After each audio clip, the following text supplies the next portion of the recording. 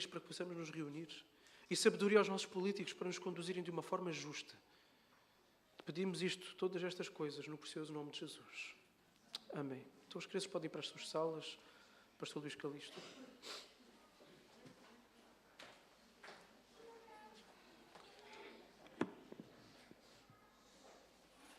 Muito bom dia a todos.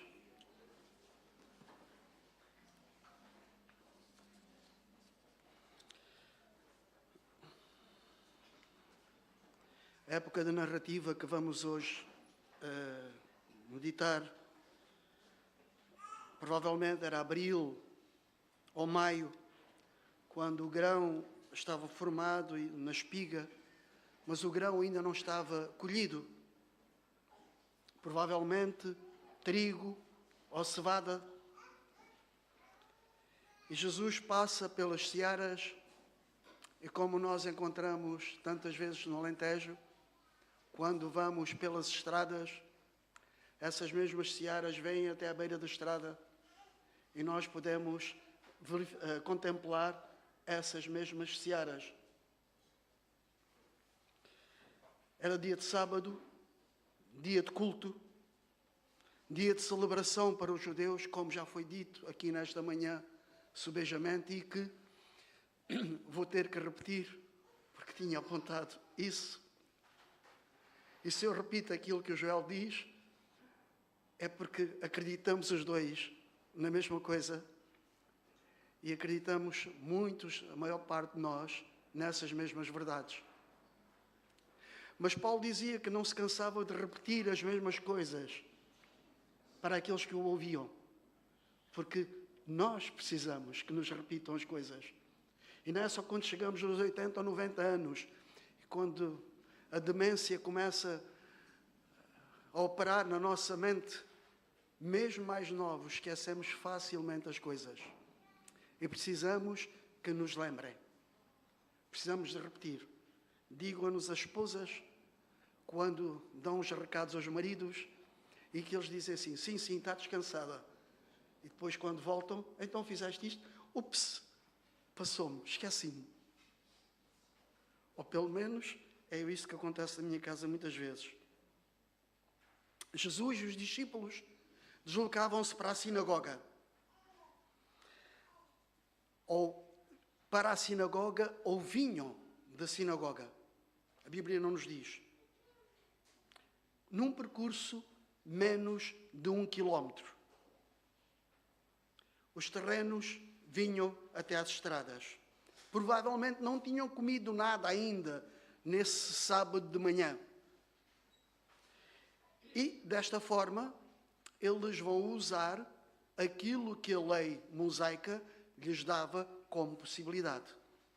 Os necessitados, eles podiam apanhar e comer daquilo que necessitavam.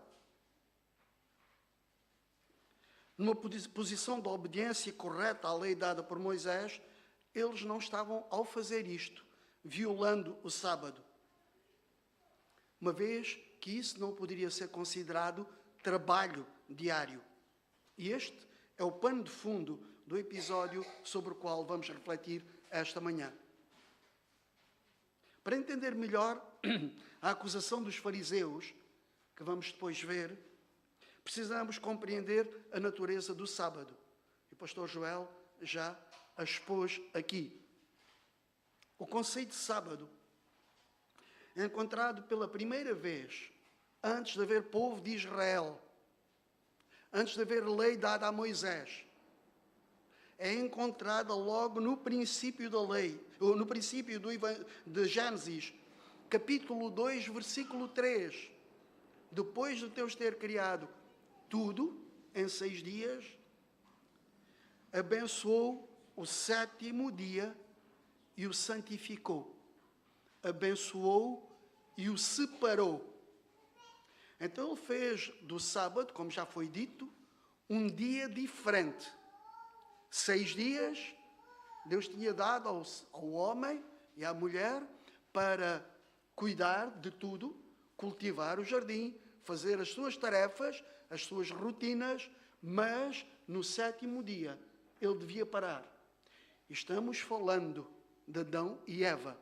Não estamos falando do povo de Israel. Estamos falando desde o início da criação do ser humano.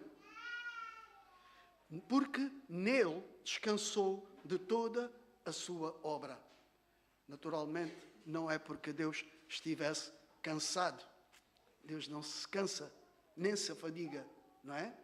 Mas Ele consagrou este dia especial, o 7º dia, para parar e o separou. O abençoou e o santificou, o separou.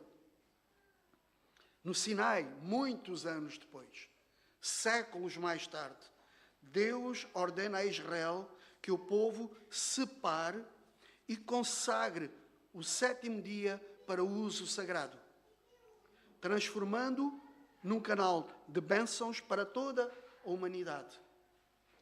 Um dia especial de descanso, ou melhor dito, um dia especial de adoração e de descanso, tornando-se assim um dos 10 mandamentos e parte integrante da vida judaica, como o texto que já foi lido em Êxodo capítulo 20, versículos 10 e 11. Apesar de nenhum trabalho dever ser feito no sábado, porque também Deus disse que haveriam penalizações para quem não respeitasse este mandamento, como também todos os outros mandamentos, sábado nunca foi projetado para sobrecarregar ou para oprimir o povo. Foi sempre o sábado preparado para ser um dia de alegria, um dia de regozijo, um dia de exaltação, um dia de adoração a Deus. Normalmente o povo dirigia-se às sinagogas, ao seu lugar de culto, pela manhã para celebrarem culto a Deus, através da leitura, da adoração, da interpretação das Escrituras. O resto do dia era usado também, como está em Deuteronômio, capítulo 5, versículo 14, para descansar, como já ouvimos hoje. Naturalmente que naquele tempo os trabalhos eram basicamente manuais, trabalhos virados para a agricultura. E só quem tem terrenos é que sabe o trabalho que dá cuidar dos terrenos. Mas como tantos outros dons de Deus, este foi pervertido com a tradição judaica em regulamentos feitos pelos homens. Na época de Jesus, bem poucos judeus conheciam realmente a intenção original do sábado, por causa das inúmeras restrições feitas pelos religiosos a respeito desse mesmo sábado. Ao ordenar e santificar um dia para o povo parar com todas as suas atividades, Deus não tinha como objetivo um dia de relaxo ou de gastar de forma egoísta e egocêntrica na sua satisfação e na satisfação dos seus prazeres por parte do povo. Não era essa a intenção de Deus. Aquilo era um dia separado e dedicado à adoração e ao culto a Deus. Neste último dia da semana, todo o povo recordava quem eram. Recordavam quem era o seu Deus e era consagrado para a adoração, para a alegria, para a comunhão em torno da sua identidade espiritual. Eles tinham uma identidade especial. Eram povo escolhido, povo separado de Deus. E é neste espírito, e é este o entendimento de Jesus e dos seus discípulos quando eles se dirigiam ou voltavam da sinagoga. Mas, como disse há pouco, o ser humano tem a capacidade de perverter, corromper, modificar e alterar tudo aquilo que de bom Deus criou, como também todas as orientações dadas por Deus. E isso tem sido feito ao longo da história da humanidade. E por esta razão existem tantos movimentos religiosos que pretensamente seguem a Bíblia, acrescentando à mesma práticas e doutrinas que a contradizem. E isso, infelizmente, também é bem visível nos nossos dias.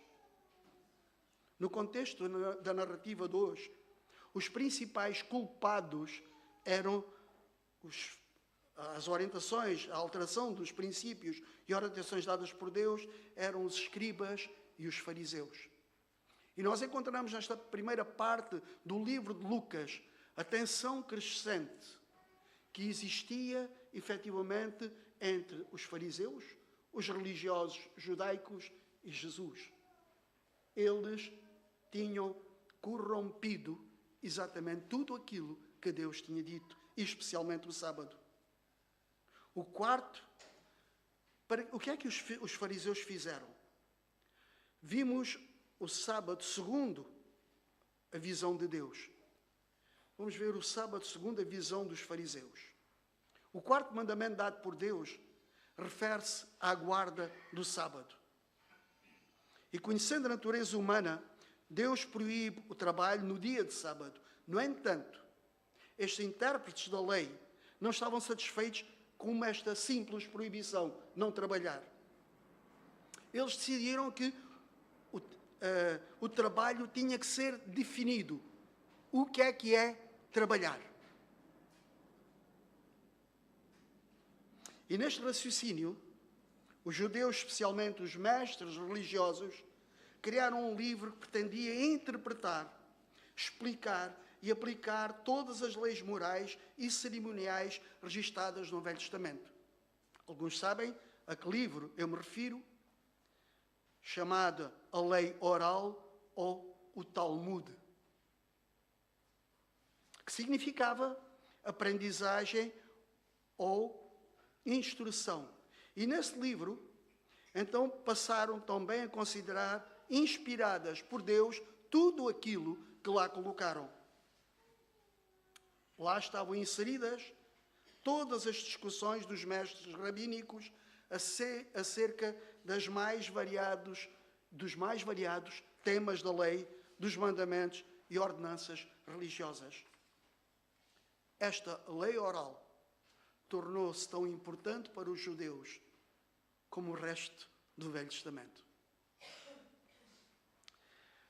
Naturalmente, para nós, cristãos bíblicos, toda a gente diz que é cristão neste mundo ocidental, para nós, cristãos bíblicos, o único livro inspirado por Deus é a Bíblia, composta por 39 livros no Velho Testamento e 27 do Novo Testamento.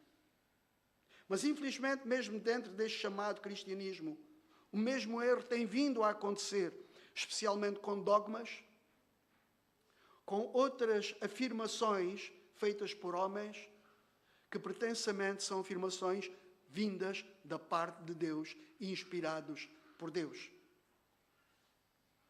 As visões exageradas dos rabinos e as suas regras intermináveis e penosas sobre o quarto mandamento relacionado com a guarda do sábado, nesse Talmud, nessa lei oral, foram então estabelecidas 39 ações básicas que eram proibidas realizar no sábado.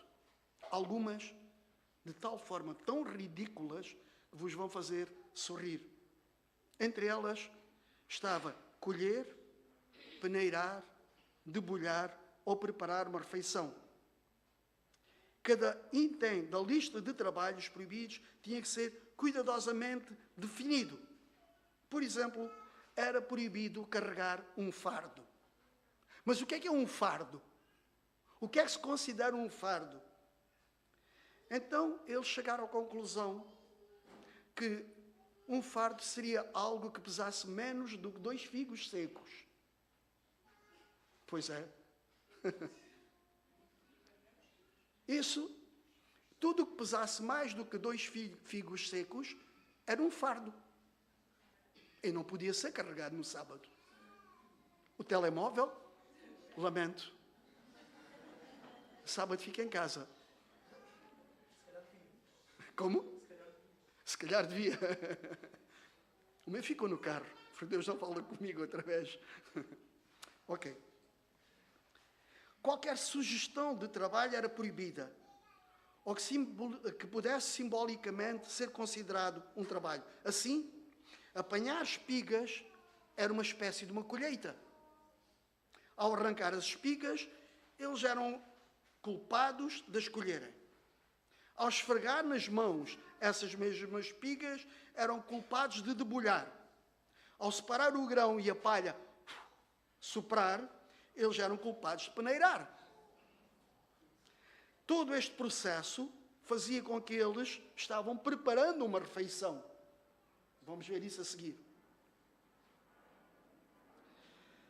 Pois tudo aquilo que deveria ser comido no sábado deveria ser preparado antes do sol nascer. Então, os discípulos de Jesus, ao fazerem isto, eles estavam trabalhando. Uma outra regra que eles tinham aborda as viagens no sábado.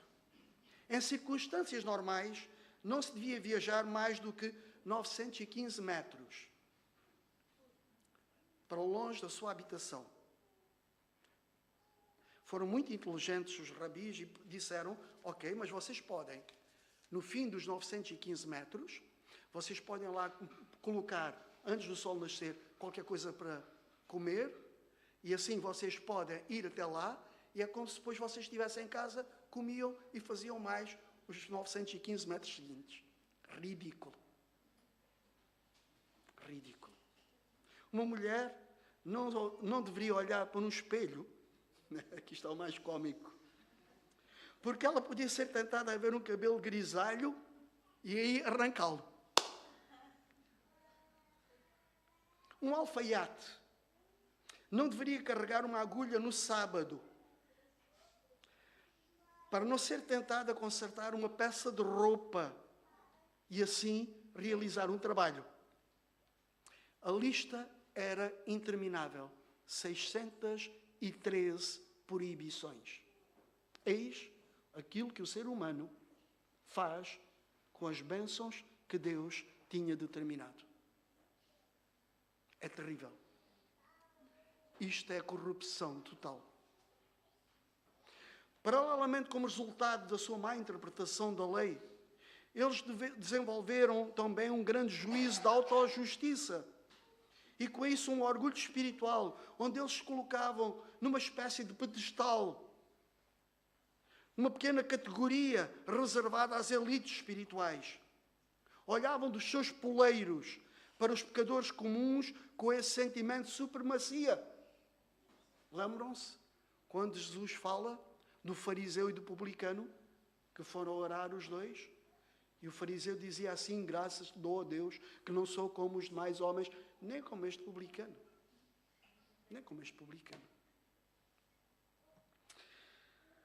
Quando andavam nas ruas, seguravam as suas vestes firmemente contra eles, porque não queriam que as suas vestes, acidentalmente, balançando, pudessem tocar noutras pessoas, e assim ficavam imundas.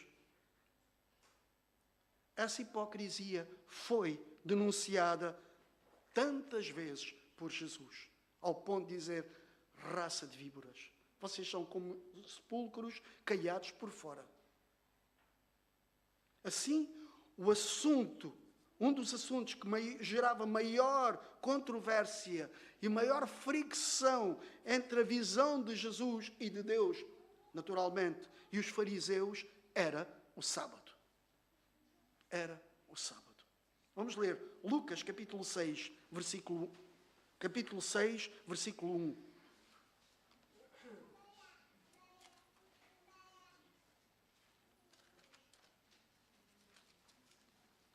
Lucas 6, 1.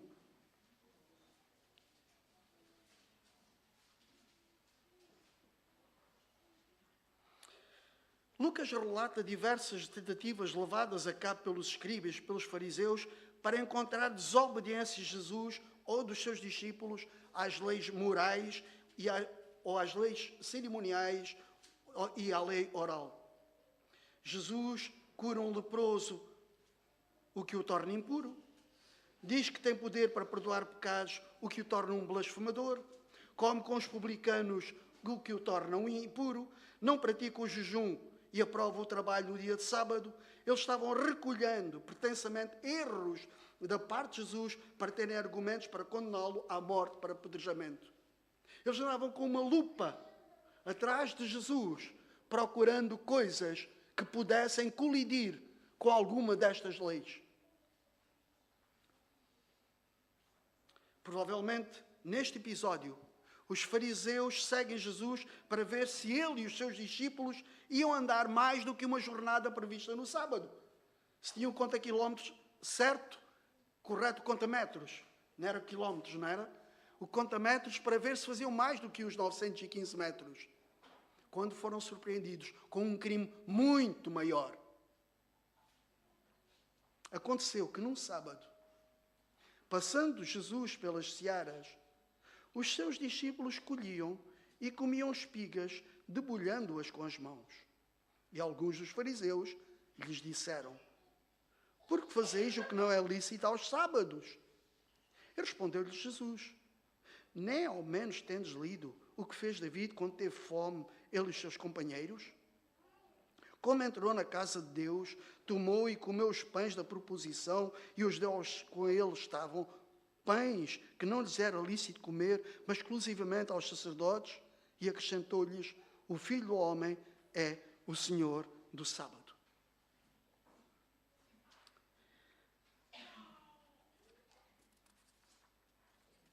Quando os fariseus, Jesus não ia apenas com os seus discípulos, porque os fariseus testemunharam aquilo que eles fizeram.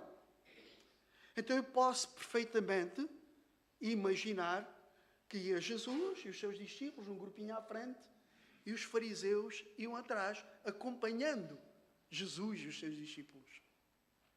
E quando veem aquilo que Jesus está a fazer, eles disseram: aqui está um caso onde o Messias, o pretenso Messias, não respeita as leis consagradas no texto bíblico ao sábado. Reparem como a harmonia e a bênção do sábado, com o culto a Deus, a adoração e o louvor, seria mais uma vez perturbado por pessoas hipócritas que praticavam uma religião, mas onde o seu coração, onde as verdadeiras atitudes de adoração estavam ausentes, como a humildade, a gratidão e a adoração a Deus. Eles não estavam preocupados com nada que construísse algo em termos espirituais. Eles estavam preocupados apenas em ver defeitos. Aquilo que aos seus olhos eram defeitos. Que procuravam destruir, encontrar pretextos para destruir a pregação da graça e da misericórdia de Deus, defendendo a justificação pela lei. Deixa-me aplicar aqui também, porque a Bíblia serve para nós aplicarmos aos nossos dias. No contexto de igreja, depois da morte expiatória de Cristo na cruz, passamos a celebrar o culto a Deus do sábado para o domingo. Já foi dito. Jesus ressuscitou no primeiro dia da semana. No primeiro dia da semana, os discípulos começaram a juntar-se. No primeiro dia da semana aconteceu o Pentecostes. E por aí adiante, sempre no primeiro dia da semana. Jesus cumpriu toda a lei cerimonial. Pelo que a nossa justificação não foi alcançada pelos nossos méritos ou pelo nosso desempenho, e já foi dito também nesta manhã, mas pela graça de Deus cumprida e realizada por meio de Jesus Cristo. Assim também, a celebração do culto a Deus comunitário passou do sábado para o domingo. Nós podemos celebrar culto a Deus todos os dias da semana. Mas o culto comunitário de pressão, do conjunto de todos, é no domingo. Passou do último dia para o primeiro dia da semana. Reparem como é importante. Foi no fim de todas as tarefas, mas antes de todas as tarefas. O primeiro momento que consagramos em cada semana, o primeiro momento é consagrado para Deus. E depois, sim, temos a família, temos amigos. E depois, sim, nós temos o nosso trabalho. Isto alterou completamente tudo. E esta é a visão do Novo Testamento. É a visão de Deus. A Igreja, nos últimos 2000 anos, passou a separar e a consagrar o domingo para se juntar e celebrar culto a Deus. Apesar de não estarmos mais debaixo da lei, mas da graça, nada invalida o conteúdo daquilo que Deus disse na lei dos 10 mandamentos. Porque essa lei, a lei moral, não foi alterada.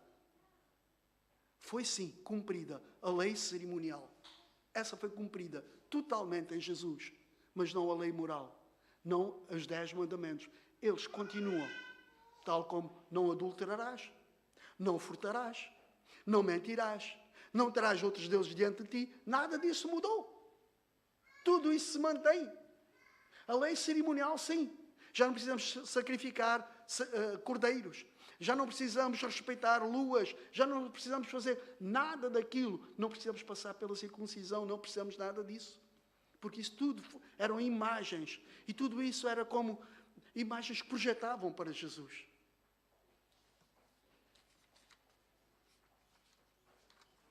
A nossa sociedade tem como infelizmente natural usar esse dia para tudo, menos para adorar e louvar a Deus. Esse dia é aproveitado para lazer, para trabalho, para descansar, para o uso egoísta e benefício próprio, sem ter em mente qualquer relação com Deus. E nós vivemos inseridos nessa sociedade. E acabamos, infelizmente, muitas vezes por ter o mesmo tipo de práticas. Podemos até vir ao culto e ficar mais preocupados com o volume da música, se está muito alto, se está muito baixo, com os hinos cantados, se são bonitos, se não são bonitos, se mexem com as nossas emoções, se não mexem, com o desempenho do pregador. É que fulano tal, então eu não vou. Ele gagueja muito, ele repete-se muito, ou então ele é uma seca. Ele fala que nunca mais se cala.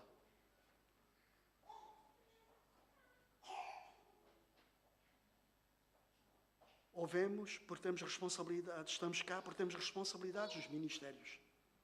Eu tenho que ir hoje. Porque hoje tenho de dar às crianças, eu tenho que ir. Não são motivos certos. Eu estou na recepção, eu tenho que ir. Não são os motivos certos para estar no culto. A harmonia divina do domingo pode ser perturbada pela discórdia do pecado, por coisas que nós guardamos no nosso coração, a amargura no nosso coração. O dia que nos foi dado para nos alegrarmos pode ser perturbado pela nossa carnalidade e pela nossa hipocrisia, tal como aconteceu com aqueles fariseus. Voltemos ao texto. Aos olhos dos escribas e fariseus, a falha dos discípulos não era que eles tivessem colhido e comido os grãos do cereal, mas que eles tivessem feito isto no sábado. Os olhares hostis que muitas vezes nos cercam, muitas vezes é porque exatamente as pessoas estão centradas noutros objetivos e não nos inocentes como aqueles discípulos de Jesus. Quando cada um de nós quer andar de forma humilde, digna e correta de Deus, vai despoltar inevitavelmente reações à sua volta. Pessoas vão colocar-nos de lado, pessoas vão nos apontar, exatamente porque não fazemos o mesmo tipo de coisas que elas. E apontam-nos exatamente porque se sentem acusadas e nos discriminam porque se sentem acusadas pelas coisas corretas e justas que fazemos. E é isso que deveria ser. E é isso que Pedro diz. Se sofrem perseguições por causa do meu nome, então considerem-se felizes. Mas se sofrem perseguições por causa do vosso mau caráter, arrependam-se. Isto acrescento eu àquilo que Pedro disse. E efetivamente é assim. Não tenhamos ilusões. Sempre haverá comentários desagradáveis. Dedos apontados à menor falha que nós tenhamos. Todos falham, mas os cristãos não podem falhar. Todos falham. Mas há certas pessoas que não podem falhar. É por isso que eles são quase como, enfim, eles flutuam no ar, não é? Andam assim 2, 3 metros acima porque eles não falham. Satanás tem prazer e usa tudo o que é possível para nos desanimar, para nos cansar, para nos frustrar. Lembremos-nos quem somos. O povo de Israel era o único povo que celebrava no sábado a Deus. Era um povo diferente, separado, consagrado.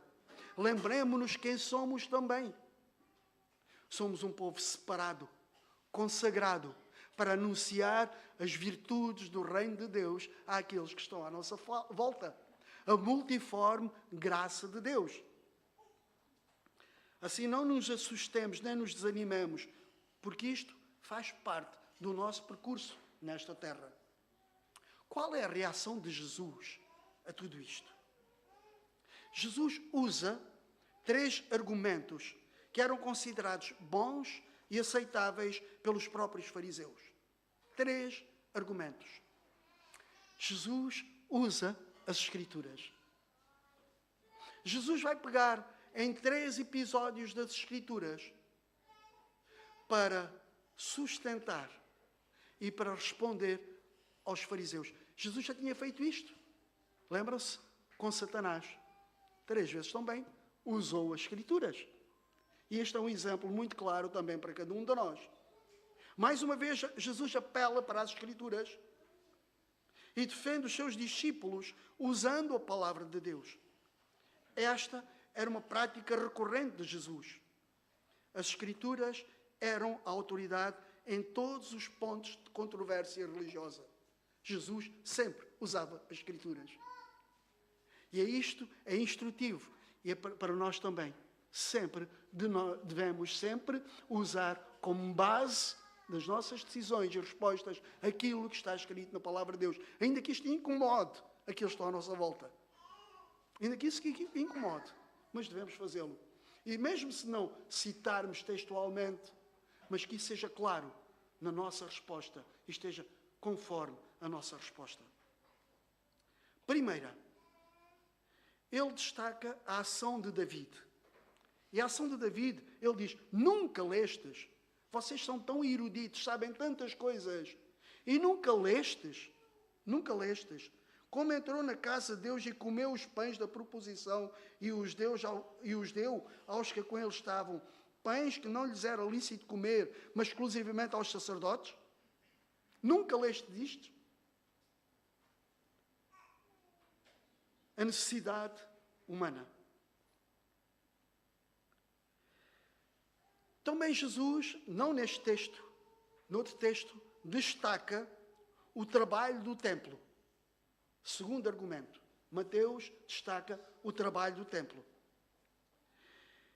E também destaca a verdadeira adoração, misericórdia e não holocaustos. Reparem, no primeiro argumento, Jesus vai destacar, e destaca Lucas, a necessidade humana. Jesus vai referir à ação de David. Na ocasião em que isto aconteceu, David estava fugindo de Saul.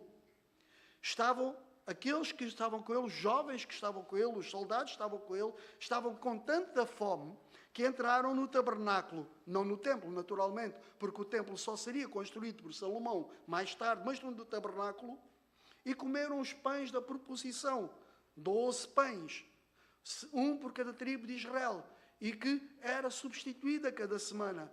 E aqueles pães era também para alimento do sacerdote. E dos sacerdotes estavam no tabernáculo. Está lá escrito em Levítico, capítulo 24, versículo 5 até 9. 12 pães que estavam no lugar santo. Sem dúvida, era uma oferta simbólica, na qual Deus era agraciado pelo seu presente, esse alimento sustentador. Quando Jesus usa, nesta ocasião, o sacerdote Emelec, depois de certificar que esses jovens não estavam contaminados, não estavam impuros, deu-os a David e os jovens comeram e nenhuma culpa lhes foi imputada. E os fariseus respeitavam isso. Estava lá escrito. Quando Jesus usa as Escrituras, não é uma condenação aos preconceitos dos judeus, mas em primeiro lugar uma expressão do seu princípio de permanecer em todas as coisas fiel ao padrão estabelecido no Velho Testamento. Por isso ele disse que não veio anular, mas veio cumprir. Jesus, como descendente de David e apresentado como filho de Deus, se refere na história ao seu célebre antepassado. Ele lembra-o, mais uma vez, aqui mostra este Jesus homem, mas este Jesus Deus também. Lembrem-se, vocês nunca leram aquilo que David e os homens fizeram? Jesus estabelece assim e reivindica a necessidade humana de ter prioridade sobre todas as outras reivindicações. As reivindicações da adoração, do ritual, da liturgia são importantes, mas antes de qualquer uma delas, a necessidade humana é em primeiro lugar do que todas as liturgias. E Jesus está a dizer isso. Aqueles homens não poderiam comer aquele pão, mas naquele momento eles o fizeram. A necessidade humana. O segundo argumento, Jesus citou o trabalho, portanto, no templo no sábado.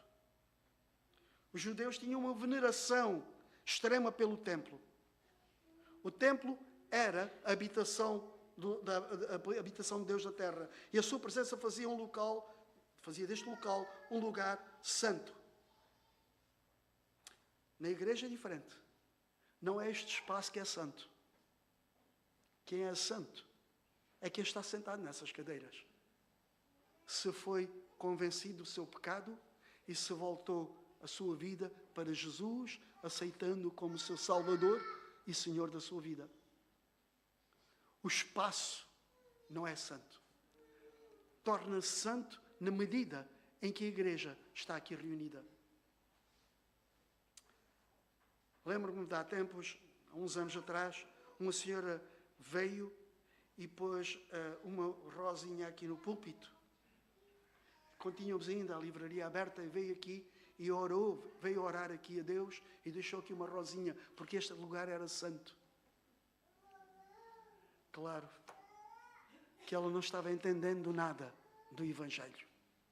Não estava percebendo nada do Evangelho. Mas no dia vi também que muitas pessoas vão aos lugares de culto e uma dizia até assim, eu até sou ateia. Eu sou ateia, eu não acredito que Deus exista, mas eu venho aqui e sinto-me bem. Este é um lugar bom, sinto-me bem aqui. Então eu venho aqui porque me sinto bem aqui. Ainda que eu não acredite em Deus. Não é o lugar. Mas para os judeus aquele lugar era importante. O templo era importante. Onde estava a presença de Deus. Estava lá a presença de Deus. Habitava no lugar santo dos santos. E nós encontramos essa narrativa. No entanto, no sábado, era o dia em que os sacerdotes tinham mais trabalho. Imagina no sábado, fechava-se a porta, o portão grande do tabernáculo, encerrado. Hoje é sábado. Então, como é que nós celebramos? Como é que nós fazemos os nossos sacrifícios?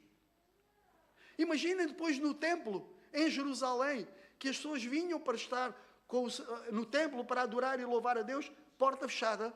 Hoje não há culto. Hoje é domingo. Não há culto.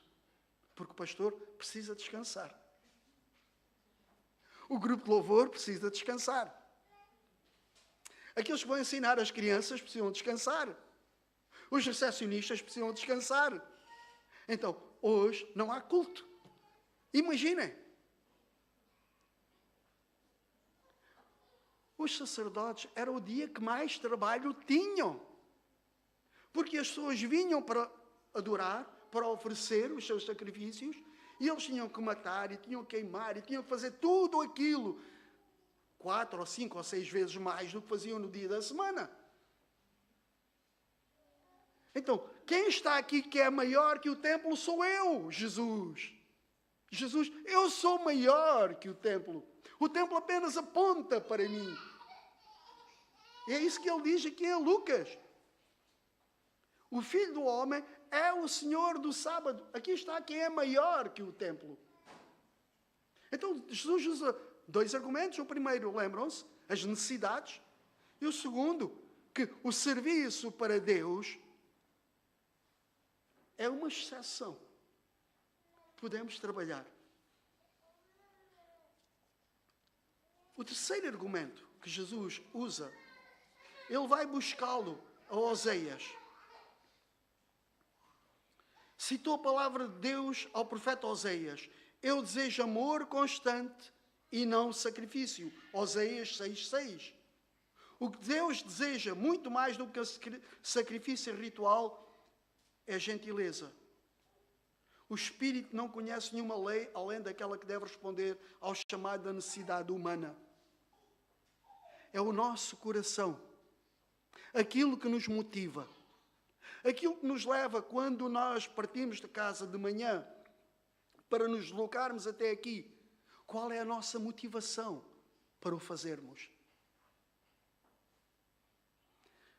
Epá, tenho que ir, senão a minha mulher dá-me nas orelhas.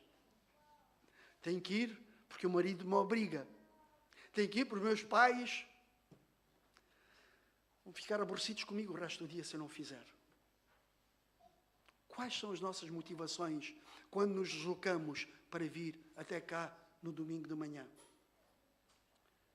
Ele diz adoração, amor constante e não sacrifício. Não é este o sacrifício que o Senhor pede de nós. Não é este o sacrifício que Ele diz lá que nós devemos apresentar os nossos corpos em sacrifício vivo, santo e agradável a Deus. Não é isto. De vir ao culto da parte da manhã no domingo. Não é isso. É realmente uma alegria? É realmente um prazer? Lucas termina este episódio apresentando Jesus como o Senhor do sábado. Revelando mais uma vez, como se tinha proposto desde o princípio do Evangelho, que este homem perfeito, gracioso, compassivo, era o Filho de Deus. O verdadeiro Filho de David, mas ao mesmo tempo o verdadeiro Senhor de David. O homem não foi criado por causa do sábado, mas o sábado foi criado por causa do homem. Se não houvesse homem, não haveria sábado. Não haveria dia de descanso. Assim como no sábado é inferior ao serviço no templo, também o serviço do templo foi cumprido em Jesus. Ele se torna maior que o próprio templo. Jesus se torna maior que o próprio templo. Jesus disse à mulher samaritana, Deus não habita em casas, em templos feitos por mãos dos homens. Vós sois, diz Paulo aos Coríntios, o templo do Espírito Santo que habita em vós. Não sabeis que não sois de vós mesmos? Sois o templo. Jesus é maior que o templo. Assim como o sábado é inferior ao serviço do templo, também o serviço do templo foi cumprido em Jesus e este se torna maior do que o próprio templo. Cristo veio para libertar os seus seguidores não apenas das corrupções dos fariseus, mas das suas imposições legais, as suas imposições antibíblicas e, portanto, tem algo a dizer para eles que justifica aquilo que os discípulos fizeram.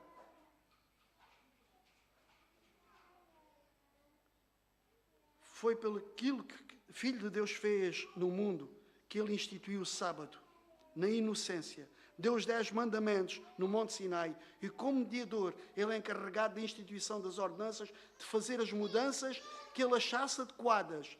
E, particularmente, sendo o Senhor do sábado, Ele tem a autoridade para alterar aquele dia. de modo que o dia do Senhor, o domingo, é o dia consagrado para Ele. 2 ou 3 perguntas para concluir.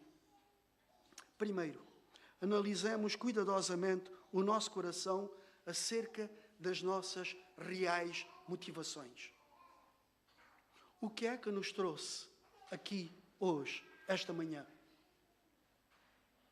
O que é que nos traz aqui, em cada domingo de manhã?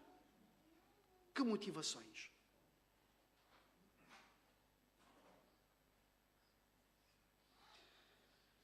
Que motivações temos nós, ou usamos, para nos fazer faltar à celebração do culto de Deus no domingo, com o seu corpo, a igreja local?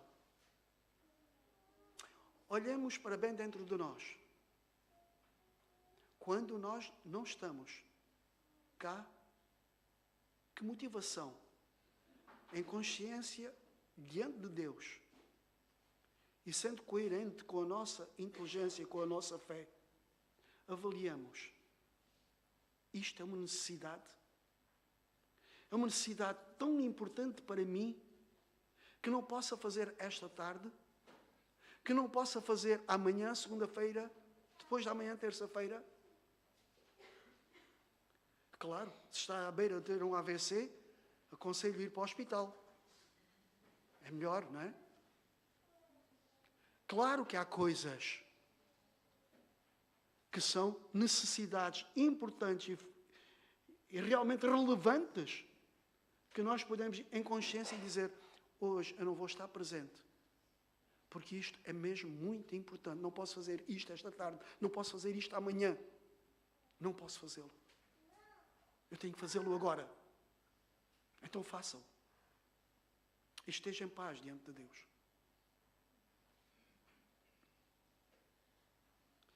Segundo, quando estamos presentes, qual é a nossa motivação? Uma atitude baseada no ritual? Se eu não for lá no domingo de manhã, sinto mal, incomoda-me não ir. Já me habituei, já faço isto há tantos anos. E se eu não fizer isto, sinto-me mal, sinto-me incomodado. Mas é só por isso? É só para cumprir um ritual, cumprir uma rotina? Então olhe bem dentro do seu coração. Ou é para agradar um elemento da minha família? Para o meu pai ficar contente? Ok. Meu pai está contente, também não me custa muito. Eu vou-lhe fazer à vontade. O meu pai, a minha mãe, pronto, tranquilo. A minha esposa, o meu marido. Para manter uma certa fachada religiosa. Se eu não vou, o que é que os outros vão pensar de mim? Os outros têm consideração. Se eu não vou, o que é que os outros vão pensar de mim? Ou é realmente a manifestação da nossa adoração, da nossa gratidão, do nosso amor de Deus, como já foi tanto falado nesta manhã? Porque Cristo é o Senhor do domingo. É adequado que o dia, tudo aquilo que fazemos neste domingo, contribua, como todos os outros, para a sua honra e para a sua glória. E que o Senhor nos ajude a não copiarmos os maus hábitos dos fariseus, mas copiarmos o verdadeiro sentido e imitarmos o verdadeiro sentido daquilo que Deus deixou planeado para o domingo, no nosso contexto atual. Que o Senhor vos abençoe.